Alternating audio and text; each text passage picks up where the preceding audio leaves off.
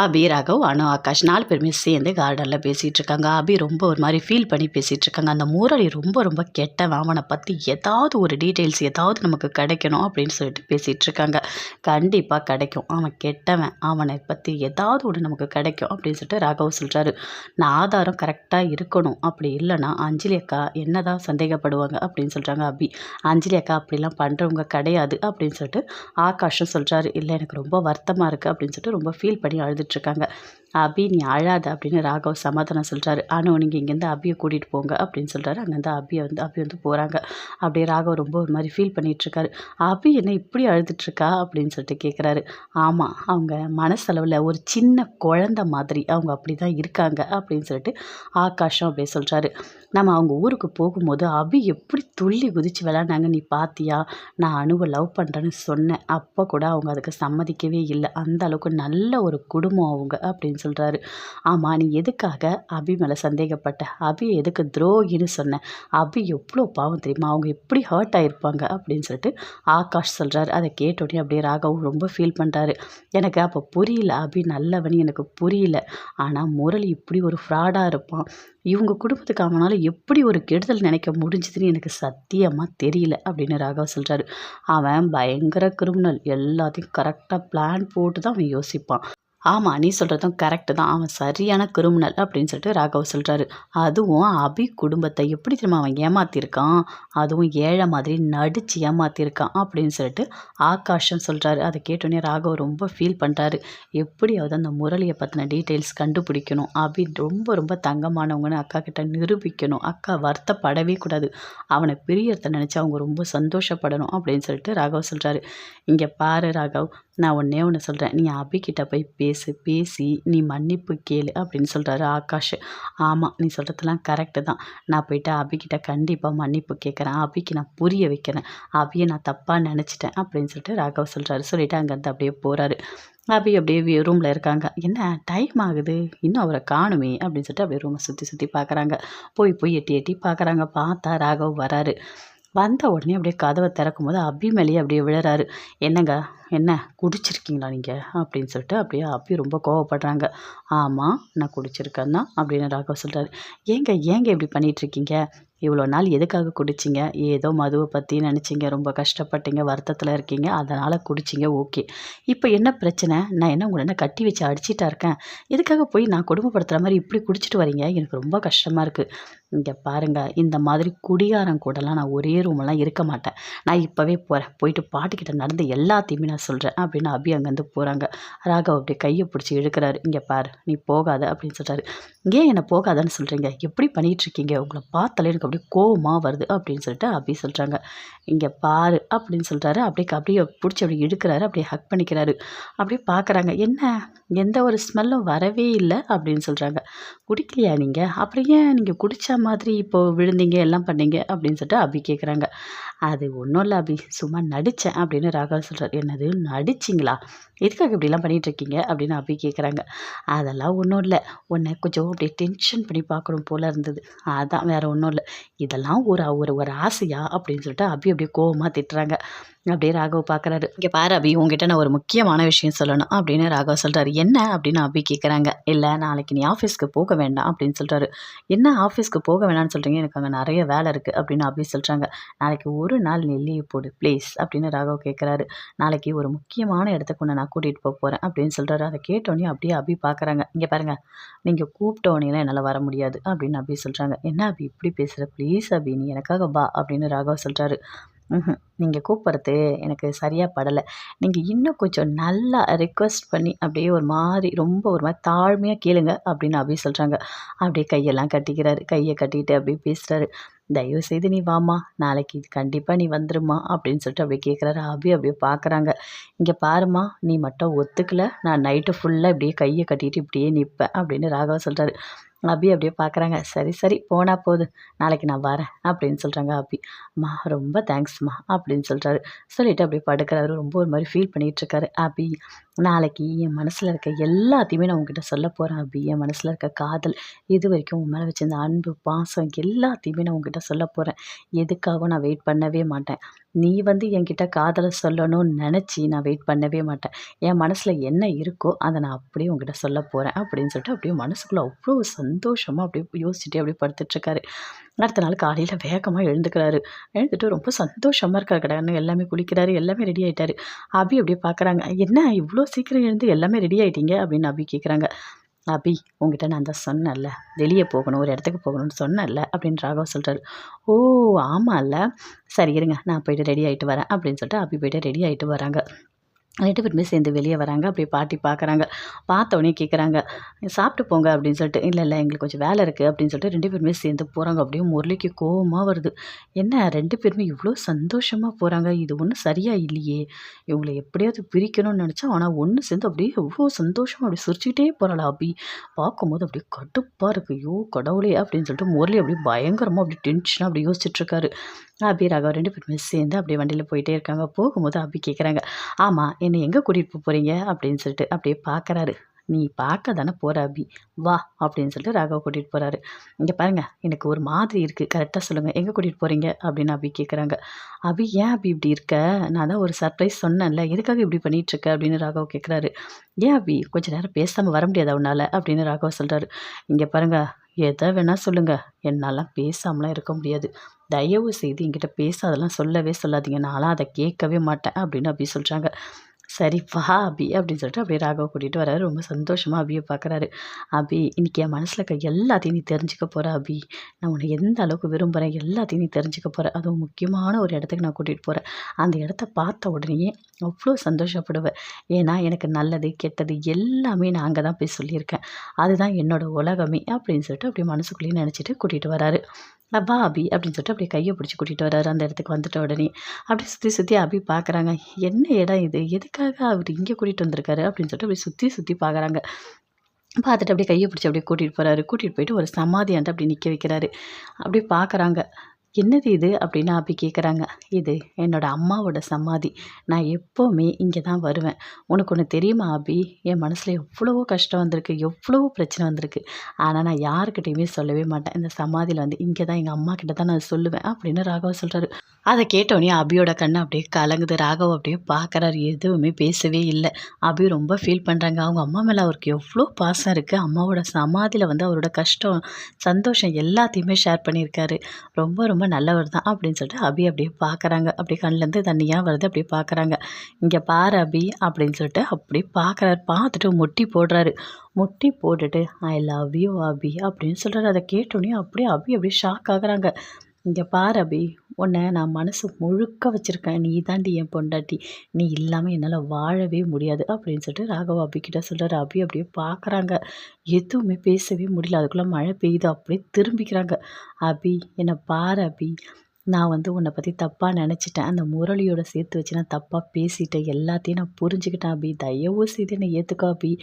நீயும் நானும் சேர்ந்து வாழணும் அபி" அப்படின்னு சொல்லிட்டு ராகவ் சொல்றாரு. அபி அப்படியே அழறாங்க. அப்படியே பார்க்குறாங்க. எதுவுமே பேசவே இல்ல. "பேசு அபி. தயவு செய்து பேசு. நீ என்னை எப்படியாவது ஏத்துக்கணும் அபி. நீ தான் எனக்கு எல்லாமே. உன்ன தவிர என் மைண்ட்ல, மனசுல யாருமே கிடையாது அபி. நான் உன்னை எந்த அளவுக்கு லவ் பண்றேன்னு என்னால வார்த்தையால சொல்ல முடியாது. உன் கூட வாழ்ந்து தான் என்னால சொல்ல முடியும்" அப்படின்னு சொல்லிட்டு அப்படியே பார்க்குறாரு. அபி எதுவுமே பேசவே இல்ல. அப்படியே அமைதியா இருக்காங்க. "ஏன் அபி, என்னை ஏத்துக்க மாட்டியா?" அப்படின்னு ராகவ் கேட்குறாரு. அப்படியே எழுந்துக்கிறாரு. எழுந்துட்டு, "என் மனசுல இருக்க எல்லாத்தையுமே நான் உன்கிட்ட சொல்லிட்டேன். அதுவும் எங்க அம்மாவோட சமாதியாண்ட நான் சொல்லிட்டேன்" அப்படின்னு சொல்றாரு. "என்ன அபி சொல்லு. உன் மனசுல என்ன இருக்கு சொல்லு" அப்படின்னு சொல்லிட்டு ராகவ் கேட்குறாரு. அபிக்கு அப்படியே கோவமா வருது. அப்படியே பார்க்குறாங்க. "உங்க மனசு முழுக்க நான் தானே இருக்கேன். என்னை எப்படியெல்லாம் சித்திரவதை பண்ணீங்க. எப்படியெல்லாம் என்னை கஷ்டப்படுத்துனீங்க. அதுவும் அந்த முரளியோட சேர்த்து வச்சு ஒரு ஒரு நாளும் நான் நரகத்த அனுபவிச்சேன் தெரியுமா? எனக்கும் கல்யாணம் ஆன புதுசுல ஆசை எல்லாமே இருக்கும். என் புருஷன் இப்படி இருக்கணும், இப்படி என்னை பார்த்துக்கணும். எனக்குள்ள எவ்வளோ ஆசைகளோட நான் வந்தேன் தெரியுமா? ஆனா அது எல்லாமே ஒண்ணுமே இல்லாம நீங்க பண்ணிட்டீங்க. இவரு கூட வாழறதே வேஸ்ட்டு. எப்போ இவர விட்டு போவேன்ற ஒரு எண்ணத்த எனக்கு குடுத்தீங்க. எப்போ பார்த்தாலும் என்ன திட்டி, திட்டி எவ்ளோ மனசுல எனக்கு கஷ்டத்த குடுத்தீங்க தெரியுமா?" அப்படின்னு சொல்லிட்டு அபி சொல்றாங்க. "இங்க பாரு அபி, அது எல்லாமே எனக்கு தெரியும். நீ சொல்லி எனக்கு புரிய வைக்கணும்னு எந்த ஒரு இதுவுமே இல்ல. தயவு செய்து புரிஞ்சுக்கோ. நான் பண்ண தப்ப நான் உணர்ந்துட்டேன். நீ வந்து அத மறந்துரு. தயவு செய்து என்னை ஏத்துக்கோ" அப்படின்னு ராகவ் சொல்றாரு. "இங்க பாருங்க, ஒரே ஒரு வார்த்தையில நீங்க சொல்லிட்டீங்க. உங்கள ஏத்துக்க சொல்லி. ஆனா என்னால அது முடியுமா? என் மனசுக்குள்ளே எவ்வளோ வலி, எவ்வளோ கஷ்டம் இருக்கும். நான் என்னால் எப்படி உங்கள ஏற்றுக்க முடியும் அப்படின்னு அபி சொல்கிறாங்க. என்ன அபி இப்படி சொல்கிற அப்படின்னு சொல்லிட்டு ராகவ் சொல்கிறாரு. இங்கே பாரு அபி, என் மனசு முழுக்க நீ தான் இருக்க. இந்த ஜென்மம் ஃபுல்லாக நீ தான் எனக்கு பொண்டாட்டி. ஆனால் எப்போ உன் மனசில் நான் தான் வேணும்னு நீ நினைக்கிறியோ அது வரைக்கும் நான் காத்துட்ருக்கேன் அப்படின்னு ராகவ் சொல்கிறாரு. அபி எதுவுமே பேசவே இல்லை. அப்படியே ஒரு மாதிரி டென்ஷனாக அப்படியே நின்றுட்டே இருக்காங்க. சரி வா அபி வீட்டுக்கு போகலாம் அப்படின்னு ராகவ கூப்பிட்றாரு. அபி அப்படியே பார்க்குறாங்க. பார்த்துட்டு சரின்னு சொல்லிட்டு அங்கேருந்து அப்படியே 2 பேருமே சேர்ந்து போகிறாங்க. ரொம்ப ஒரு மாதிரி அப்படியே ராகவ அப்படியே ஃபீல் பண்ணி அபியை பார்க்குறாங்க. அபியும் ரொம்ப ஒரு மாதிரி ஃபீல் பண்ணி ராகவ பார்க்குறாங்க. அப்படியே ஒரு மாதிரி ரொம்ப ஒரு மாதிரி கஷ்டத்தோடு பார்க்குறாங்க. எனக்கும் உங்கள் கூட வாழணும், உங்கள் கூட சந்தோஷமாக இருக்கணும்னு எவ்வளோ கனவுகள், எவ்வளோ ஆசைகள் இருந்தது. ஆனால் நீங்கள் பண்ணது என்னை சந்தேகப்பட்டது எவ்வளோ பெரிய தப்பு தெரியுமா? என் மனசுக்குள்ளே எவ்வளோ கஷ்டம் இருக்குது. அதெல்லாம் சரியாக ரொம்ப டைம் எடுக்கும் அப்படின்னு அபி அப்படியே மனசுக்குள்ளேயே நினைக்கிறாங்க. ராகவ் நினைக்கிறாரு, இந்த ஜென்மம் இல்லை, இனி எத்தனை ஜென்மம் எடுத்தாலும் உனக்காக நான் காத்துட்ருப்பேன் அபி. ஏன்னா என் மனசில் நீ தான் அபி இருக்க. என்னால் உன்னை மறக்கவும் முடியாது, உன்னை பிரியவும் முடியாது அப்படின்னு சொல்லிட்டு அப்படியே பார்த்துக்கிட்டே வராரு. 2 பேருமே சேர்ந்து அப்படியே வீட்டுக்கு வராங்க. ரொம்ப ஒரு மாதிரி ஃபீல் பண்ணிட்டு வராங்க. அப்படியே போயிட்டு அபி அமைதியாக உட்காராங்க. எதுவுமே பேசவே இல்லை. ராகவ் வந்து மனசுக்குள்ளே நினைக்கிறாரு, இன்றைக்கின்னு இல்லை, இனி இந்த ஜென்மம் ஃபுல்லாகவும் உனக்காக நான் காத்துட்ருப்பேன் அபி அப்படின்னு சொல்லிட்டு அங்கேருந்து அப்படியே போகிறாரு. அபி ரொம்ப ஃபீல் பண்ணுறாங்க.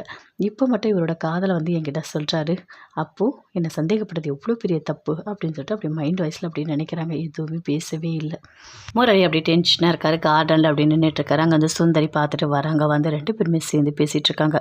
பார்த்தீங்களா அத்தா, பார்த்தீங்களா அவங்க 2 பேரும் அப்படி ஜோடியாக அவ்வளோ சந்தோஷமாக போகிறாங்க. எனக்கு பார்க்கும்போது அப்படி வயிறு எரியுது அப்படின்னு முரளி சொல்கிறாரு.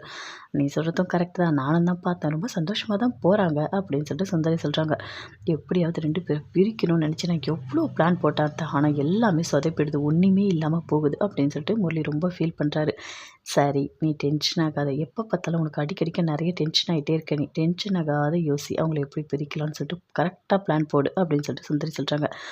அதெல்லாம் நான் போட்டுக்கிட்டு தான் இருக்கேன். ஆனாலும் அவங்க தப்பிச்சுக்கிட்டே இருக்காங்க. கண்டிப்பாக என்னோடய வலையில் அவங்க சிக்குவாங்க. அவங்க சிக்கினாங்கன்னா கண்டிப்பாக அவங்களால எழுந்துக்கவே முடியாது. நான் எழுந்துக்கவே விட மாட்டேன் அப்படின்னு சொல்லிட்டு முரளி சொல்கிறாரு. நீ நினச்சது எல்லாமே நல்லபடியாக நடக்கும், சரியா? நீ கோவப்படாத அப்படின்னு சுந்தரி சொல்கிறாங்க. எனக்கு என்ன சொல்கிறதுன்னு தெரியல அத்தை. இது அவ்வளோ கஷ்டம். அந்த நகையை திருடி நான் கொடுத்துட்டு எவ்வளோ கஷ்டத்தை அனுபவிச்சிட்ருக்கேன் தெரியுமா? நான் எவ்வளோ அவமானப்பட்டு அசிங்கப்பட்டு அஞ்சலி என்னை பார்க்கும்போதெல்லாம் ஒரு மாதிரி பார்க்குறாங்க. எனக்குள்ளே எவ்வளோ கஷ்டம் இருக்கும் தெரியுமா? ஆனால் இவங்க 2 பேரும் அவ்வளோ சந்தோஷமாக போகிறாங்க. ஆனால் இது எல்லாத்துக்கும் காரணமே இவங்க தானே அப்படின்னு சொல்லிட்டு முரளி அப்படியே ரொம்ப ஒரு மாதிரி ஃபீல் பண்ணி சொல்லிட்டுருக்காரு. இங்கே பாரு, நடந்ததெல்லாம் விடு, இனி நடக்கிறது நல்லதாக நடக்கணும், அதை பற்றி மட்டும் யோசி அப்படின்னு சுந்தரி சொல்கிறாங்க. என்னத்தை பண்ணலாம், என்ன பண்ணலாம், அடுத்து ஏதாவது ஒரு பிளான் போட்டே ஆகணும், கண்டிப்பாக போட்டே ஆகணும். அவங்க 2% சந்தோஷமாக இருக்கக்கூடாது, நான் இருக்கவும் விட மாட்டேன் அப்படின்னு முரளி சொல்கிறாரு. இங்கே பாரு, நீ என்ன வேணால் பண்ணிக்கோ, தயவு செய்து என் பையன் பக்கம் மட்டும் நீ வந்துடாத அப்படின்னு சொல்லிட்டு சுந்தரி சொல்கிறாங்க. என்னத்தை இப்படி பேசுகிறீங்க? 4 பேரும் சேர்ந்து தான் பிளான் போடுறாங்க, 4 பேரும் சேர்ந்து ஒன்றா இருக்காங்க, அப்புறம் எப்படி உங்கள் பையனை எதுவுமே பண்ணக்கூடாதுன்னு சொல்கிறீங்க அப்படின்னு முரளி சொல்கிறாரு. இப்போ என்ன சொல்ல வரேன், என் பையனை ஏதாவது பண்ண போறியா என்ன அப்படின்னு சுந்தரி கேட்குறாங்க. அதெல்லாம் ஒன்றும் இல்லை, உங்கள் பையன்கிட்ட நீங்கள் சொல்லி வைங்க, தேவையில்லாத தலையிடக்கூடாதுன்னு சொல்லிட்டு. அதுதான் உங்கள் பையனுக்கு நல்லது. இல்லை என்னை பற்றி உங்களுக்கு தெரியும்ல, எப்போ எப்படி நடந்துப்போன்னு எனக்கே தெரியாது அப்படின்னு முரளி சொல்கிறாரு. இங்கே பாரு, நீ எதுவும் பண்ணாத, நான் வந்து ஆகாஷ் கிட்ட பேசுகிறேன் அப்படின்னு சொல்லிட்டு சுந்தரி அங்கேருந்து அப்படியே போகிறாங்க. ஐயோ இவன் வேற, இவன் என்ன பண்ணுறான் ஏது பண்ணுறான்னு இவனுக்கே தெரியாது, என் பையனை இவன் ஏதாவது பண்ணிட போகிறான் அப்படின்னு சொல்லிட்டு அங்கேருந்து அப்படியே ஒரு மாதிரி சுந்தரி இப்படியே மனசுக்குள்ளேயே நினச்சிட்டு ஃபீல் பண்ணிவிட்டு அங்கேருந்து போகிறாங்க. இங்கே பாருங்க அத்தை, உங்கள் பையன் இல்லை, யாரையுமே நான் விட மாட்டேன். எனக்கு ஏதாவது பண்ணாங்க அவங்கள ஒரு வழி பண்ணாமல் விட மாட்டேன் அப்படின்னு சொல்லிட்டு மைண்ட் வைஸில் அப்படியே முரளி யோசிக்கிறாரு.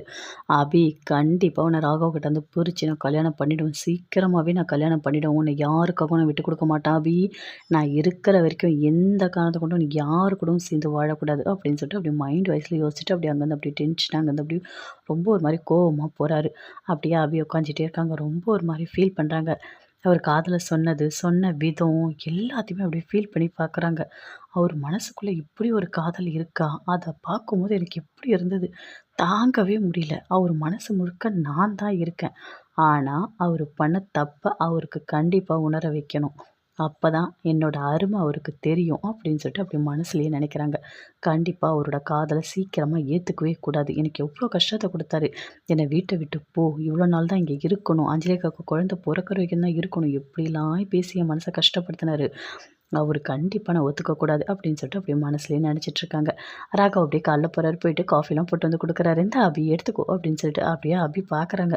என்ன இவரு வந்து காதல சொன்னாரு. நான் ஏத்துக்கவே இல்ல. அப்ப கூட போயிட்டு காஃபிலாம் போட்டு வந்து குடுக்குறாரு அப்படின்னு சொல்லிட்டு அப்படியே அபி பார்க்குறாங்க. "என்ன அபி பார்க்குற? குடி அபி" அப்படின்னு ராகவ சொல்றாரு. "இங்க பாரு, நீ எப்போ என்ன ஏத்துக்கிறியோ ஏத்துக்கோ. ஒண்ணும் பிரச்சனை இல்ல. ஆனா என்னோட பாசத்த நான் வெளிப்படுத்திட்டே தான் இருப்பேன்.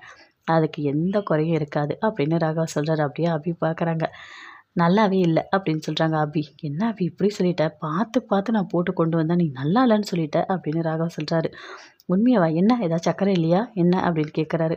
"ஆ ஒண்ணும் நல்லாவே இல்ல" அப்படின்னு அபி சொல்றாங்க. "ஏன் அபி இப்படி பண்ற?" அப்படின்னு சொல்லிட்டு அப்படியே ராகவ் ரொம்ப ஒரு மாரி ரொமான்ஸா பேசுறாரு. 2 பேருமே சேர்ந்து ரொம்ப சந்தோஷமா இருக்காங்க. அந்த பக்கமா அப்படியே முரளி போறாரு. போகும்போது அப்படியே சத்தத்த கேட்குறாரு. ஏன்னா 2 பேரும் சேர்ந்து ரொம்ப சந்தோஷமா இருக்கீங்களா? உங்கள சந்தோஷமாவே நான் இருக்க விட மாட்டேன் அப்படின்னு சொல்லிட்டு அப்படியே ஒரு மாரி டென்ஷனா போறாரு. அங்க சுந்தரி நின்னுட்டு இருக்காங்க. "என்ன ஒரு மாரி டென்ஷனா வர?" அப்படின்னு சொல்லிட்டு முரளிகிட்ட கேட்குறாங்க. "அதுவா ஒண்ணும் இல்ல. அந்த அபி, ராகவ் 2 பேரும் சேர்ந்து அவ்ளோ சந்தோஷமா பேசிக்கிறாங்க. 2 பேருமே சேர்ந்து சிரிக்கிறாங்க. எனக்கு அந்த சத்தம் கேட்டது என்னால தாங்கவே முடியல" அப்படின்னு முரளி சொல்றாரு. ஐய்யய்யோ! இது வேறயா? இவன் இந்த அபி பண்ற டென்ஷன்ல இவனால தாங்கவே முடியலையே! அது மட்டும் இல்ல, இவன் எப்ப எது பண்ணுவானே தெரியல அப்படின்னு சொல்லிட்டு மைண்ட் வாய்ஸ்ல அப்படியே யோசிச்சுட்டு சுந்தரி அப்படியே பார்க்குறாங்க. சரி, நான் உன்கிட்ட நெறைய வாட்டி சொல்லியிருக்கேன். இங்க நடக்கிறதெல்லாம் பார்த்துக்கோ. டென்ஷன் ஆகாத. அப்படி டென்ஷன் ஆகாம இருந்தா மட்டும் தான் அந்த அபி, ராகவ் 2 பேரும் பிரிக்க முடியும். பிரிச்சா தான் உன்னால அபிய கல்யாணம் பண்ண முடியும். புரியுதா? அப்படின்னு சுந்தரி சொல்றாங்க. சரி போ, போ. இங்க ரொம்ப நேரம் பேச முடியாது அப்படின்னு சொல்லிட்டு சுந்தரி அங்கருந்து அப்படியே போறாங்க. முரளி இப்படி டென்ஷனா போறாரு. பயங்கர கோவத்தோட போறாரு. போய் ரூம்குள்ள உட்கார்றாரு. அப்படியே அஞ்சலி பார்க்குறாங்க. "என்னங்க ஒரு மாதிரி இருக்கீங்க?" அப்படின்னு அஞ்சலி கேட்குறாங்க. "அதுவா ஒண்ணும் இல்ல. லைட்டா தலை வலிக்குது" அப்படின்னு சொல்றாரு. "ஓ! அப்படியா? சரி இருங்க. நான் போயிட்டு உங்களுக்கு ஸ்ட்ராங்கா ஒரு டீ போட்டு கொண்டு வரேன்" அப்படின்னு சொல்லிட்டு அஞ்சலி அப்படியே அங்கேருந்து போறாங்க. போயிட்டு டீ போட்டு கொண்டு வந்து குடுக்குறாங்க. வாங்கி அப்படியே குடிக்கிறாரு. "என்னங்க இப்போ கொஞ்சம் பரவாயில்லையா? உங்களுக்கு ஏதாவது டேப்லெட் எடுத்து குடுக்கட்டுமா?" அப்படின்னு சொல்லிட்டு கேட்குறாங்க. "இல்ல, இல்ல எனக்கு டேப்லெட்லாம் எதுவுமே வேண்டாம்" அப்படின்னு சொல்லிட்டு முரளி சொல்றாரு. "நீங்க போய் கொஞ்ச நேரம் படுங்க. தலைவலி சரியாயிடும்" அப்படின்னு சொல்லிட்டு அஞ்சலி சொல்றாங்க. இவ வேற அப்பப்போ வந்து என்ன அப்படியே பேசி சாவடிக்கிறா. நான் ஏற்கனவே பயங்கர கோவத்துல இருக்கேன். "அபி, அபி நீ எதுக்கு அபி அந்த ராகவோட சேர்ந்து சிரிச்சு, சிரிச்சு சந்தோஷமா இருக்க? என்னால தாங்க முடியல அபி. என்னால தாங்க முடியல அபி. நீ அப்படி அவன் கூடலாம் பேசி சந்தோஷமாவே இருக்கக்கூடாது" அப்படின்னு சொல்லிட்டு அப்படியே மைண்ட் வாய்ஸ்ல பயங்கரமா ஒரு மாரி டென்ஷனா இருக்காரு. அபி அப்படியே வராங்க. வந்துட்டு அப்படியே சமைச்சிட்டே இருக்காங்க. கூட அனுவும் இருக்காங்க. சமைக்கும்போது அபி ஏதோ ஒரு விஷயத்த அப்படியே யோசிச்சுட்டே இருக்காங்க. அனு கிட்ட வந்து கேட்குறாங்க. "என்ன அபி? ஏதோ ஒரு விஷயத்த நீ யோசிச்சுட்டே இருக்க மாதிரி இருக்கு. என்ன ஏதாவது பிரச்சனையா? ராகவ் உனக்கு ஏதாவது பிரச்சனையா?" அப்படின்னு சொல்லிட்டு கேட்குறாங்க. "இல்ல அனு, அதெல்லாம் ஒண்ணும் இல்ல. வேற என்ன? ஏன் ஒரு மாதிரி இருக்க? சொல்லு என்ன?" அப்படின்னு சொல்லிட்டு அனு கேட்குறாங்க. "இல்ல ராகவ் வந்து அவரோட காதல என்கிட்ட சொன்னாரு" அப்படின்னு அபி சொல்றாங்க. அத கேட்டோனயே அனு பயங்கரமா சந்தோஷப்படுறாங்க. "என்ன அபி சொல்ற? உண்மையாவா?" அப்படின்னு சொல்லிட்டு அனு கேட்குறாங்க. "ஆமா. அவங்க அவங்க அம்மாவோட சமாதி இருக்கு. அங்க என்ன கூட்டிட்டு போனாரு. கூட்டிட்டு போய் முட்டி போட்டு, என் மனசு முழுக்க நீ தான் அபி இருக்க. என்னை ஏத்துக்கோ. உன் கூட நான் சேர்ந்து வாழணும்னு நினைக்கிறேன்னு" சொன்னாருன்னு அபி சொல்றாங்க. "ஏய் சூப்பர் அபி! அவர் மனசு முழுக்க நீ தான் இருக்க" அப்படின்னு அனு ரொம்ப சந்தோஷப்படுறாங்க. அப்படியே கை குடுக்குறாங்க. "கங்ராச்சுலேஷன்ஸ் எல்லா பிரச்சனையும் முடிஞ்சுது. இனிமே நீ, ராகவ் 2 பேரும் சேர்ந்து சந்தோஷமா வாழுங்க" அப்படின்னு அனு சொல்றாங்க. "இல்ல அனு, அவர நான் ஏத்துக்க மாட்டேன்" அப்படின்னு அபி சொல்றாங்க. "என்ன என்ன எதுக்காக அபி இப்படி பேசிட்டு இருக்க?" அப்படின்னு அனு சொல்றாங்க. "அவரு என்னை எப்படிலாம் கஷ்டப்படுத்தினாரு. நீ பார்த்துக்கிட்டு தானே இருந்த. எல்லார் எதிர்க்கும் என்ன திட்டுவாரு. என்னை எப்படி மனசு கஷ்டப்படுத்தினார் தெரியுமா?" அப்படின்னு அபி சொல்றாங்க. "சரி அபி, அது எல்லாருக்குமே தெரியும். கல்யாணம் பண்ண புதுசுல அவருக்கு உன்ன புடிக்கல. ஏதோ அப்படி பண்ணிட்டாரு. அதுக்காக இப்ப மனசு மாறி அவர் உன்ன விரும்புறன்னும்போது, அவர நீ தூக்கி எறியக்கூடாது" அப்படின்னு அனு சொல்றாங்க. "இல்ல அனு உனக்கு தெரியாது. நான் எந்த அளவுக்கு மனசளவுல கஷ்டப்பட்டேன். ஒரு ஒரு நாளும் நான் எவ்ளோ வலிய அனுபவிச்சேன்னு உனக்கு தெரியாது. நான் அவர ஏத்துக்க மாட்டேன்" அப்படின்னு அபி சொல்றாங்க. "அபி நீ இப்ப இந்த மாரிலாம் முடிவு எடுக்கவே எடுக்காத. தயவு செய்து எடுக்காத" அப்படின்னு அனு சொல்றாங்க. "இல்ல. நான் கொஞ்சம் டைம் எனக்கு வேணும்" அப்படின்னு அபி சொல்றாங்க. "சரி கொஞ்சம் டைம் எடுத்துக்கோ. தப்பில்ல. ஆனா அவர வந்து வேண்டான்னு சொல்லிடாத" அப்படின்னு அனு சொல்றாங்க. "கொஞ்ச நாள் இருக்கட்டும் பார்க்கலாம்" அப்படின்னு சொல்லிட்டு அபி அங்கேருந்து அப்படியே போறாங்க. ஏன் இந்த அபி இப்படி பண்றான்னு தெரியலையே! அவரே மனசு மாறி வந்து உன்ன விரும்புறேன்னு சொல்லும்போது அத ஏத்துக்க தானே செய்யணும். எதுக்காக அபி இப்படி பண்ணிட்டுருக்கா? ஐயோ! கடவுளே! எப்படியாவது இவங்க 2 பேரும் சேர்த்து வச்சுரு. ஏதோ ஒரு வகையில ராகவோட மனசு மாறி, அபி கூட வாழணுன்ற எண்ணத்த குடுத்ததுக்கு கடவுளே நன்றி! அப்படின்னு சொல்லிட்டு அனு ரொம்ப சந்தோஷப்படுறாங்க. அப்படியே உள்ள போறாங்க. போனோனே பயங்கரமா சந்தோஷத்தோட இருக்கவும், அப்ப ஆகாஷ் கேட்குறாரு, "என்ன அனு ரொம்ப சந்தோஷமா இருக்க மாதிரி இருக்கு" அப்படின்னு சொல்லிட்டு. "அதுவா ஒண்ணும் இல்ல. ராகவ் வந்துட்டு அவரோட காதல அபி கிட்ட சொல்லியிருக்காரு" அப்படின்னு சொல்லிட்டு அனு சந்தோஷமா சொல்றாங்க. "அப்படியா? சூப்பர்! இவ்ளோ சீக்கிரம் நடக்கும்னு நெனச்சு கூட பார்க்கல" அப்படின்னு சொல்லிட்டு ஆகாஷும் சொல்றாரு. அத கேட்டோனே அனு அப்படியே ரொம்ப சந்தோஷப்படுறாங்க. ரொம்ப ஒரு மாரி ஃபீல் பண்ணி சொல்றாங்க. ஆனா அபி தான் அவரோட காதல ஏத்துக்க மாட்டேன்னு சொல்லிட்டா அப்படின்னு அனு சொல்றாங்க. அத கேட்டோனே ஆகாஷ் அப்படியே டென்ஷன் ஆகுறாரு. "என்ன அனு இவ்ளோ பெரிய குண்ட தூக்கி போடுறீங்க?" அப்படின்னு சொல்றாரு. ஆமா, ராகவ் வந்து ரொம்ப திட்டிட்டாரு. அபி மனச ரொம்ப கஷ்டப்படுத்திட்டாரு. சந்தேகப்பட்டாரு. அதனால அபியால ஏத்துக்க முடியல அப்படின்னு அனு சொல்றாங்க. இது என்ன பெரிய விஷயமா? ராகவோட மனசு மாறிடுச்சுல்ல. எப்படி அத அபியோட மனசையும் மாத்தி 2 பேரும் சேர்த்து வாழ வைக்க வேண்டியது தான் நம்மளோட வேல அப்படின்னு சொல்லிட்டு ஆகாஷ் சொல்றாரு. கண்டிப்பா நம்ம செய்யலாம். கண்டிப்பா அபியோட மனச நம்ம மாத்தணும். அபி வந்து ராகவோட காதல ஏத்துக்கணும் அப்படின்னு சொல்லிட்டு அனு, ஆகாஷ் 2 பேருமே